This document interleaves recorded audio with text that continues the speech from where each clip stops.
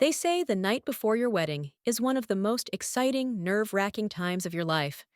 For me, it was exactly that, until it became something else entirely. I remember waking up that morning buzzing with butterflies. My friends were around, laughter filled the air, and the house was covered in white flowers and champagne flutes. My dress hung on the door, a vision of lace and dreams. Tomorrow was supposed to be the day I married the love of my life, Jamal.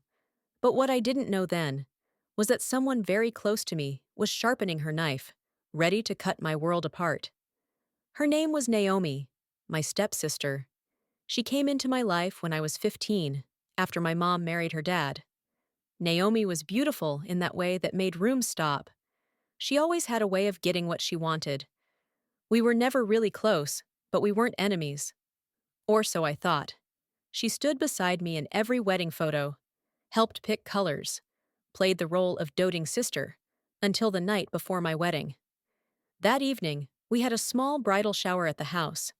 Close friends, cousins, music. Naomi brought cocktails she had made just for me. Sweet, fruity, and strong. I laughed, took selfies, danced, and drank.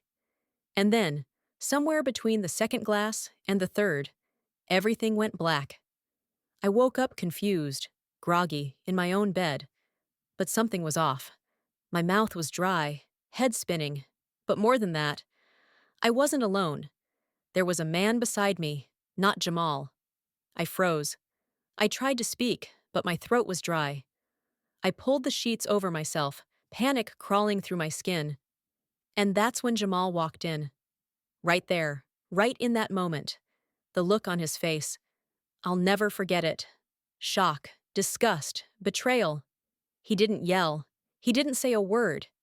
He just stared, then turned around and walked out. I screamed after him. I tried to explain. I didn't even know who that man was. My mind was foggy, my body ached, and I felt violated, used. But the damage was done. My wedding was canceled that afternoon. Just like that. I tried to speak to Jamal, call him, message him, but he was gone, vanished into silence. The whispers spread like wildfire. She cheated. The bride got caught. My world crumbled. Naomi? Oh, she was so supportive. I'm here for you, she'd say, rubbing my back while I cried, pretending to comfort me.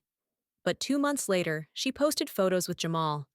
First dinner, then a weekend getaway, then engagement. They got married 6 months after what should have been my wedding. No one believed me. No one wanted the drama. My mother told me to move on. My friends drifted away. I was left with nothing but questions, and a rage that burned low and steady like coals. I had been drugged, violated, set up by my own sister, and she walked away with my life. Or so she thought. For a year, I vanished from everyone's life. I got therapy. I healed. I trained myself to be sharper, calmer, smarter. I let go of the need for people to believe me. I didn't need them. I needed justice. I watched Naomi on Instagram, flaunting her new married life. But what she didn't know was that her honeymoon was going to end. Jamal had a weakness, money and admiration. I knew how to appeal to both. I created a fake startup and posed as a potential investor through a third party. I orchestrated a deal that required him to pitch for millions in funding. I made sure he was caught faking documents. He lost everything, publicly. Then Naomi, oh, sweet Naomi, I sent her an anonymous email with photos, screenshots, a full video recording I had recovered from a hidden camera I didn't even know existed until I hired a digital investigator. It showed her, dragging me to the bed, guiding the man, setting the scene, whispering into her phone while calling Jamal. It was all there. I uploaded it anonymously to a private server and let it leak into the right hands. Her employer, her friends, her circle. The fallout was nuclear.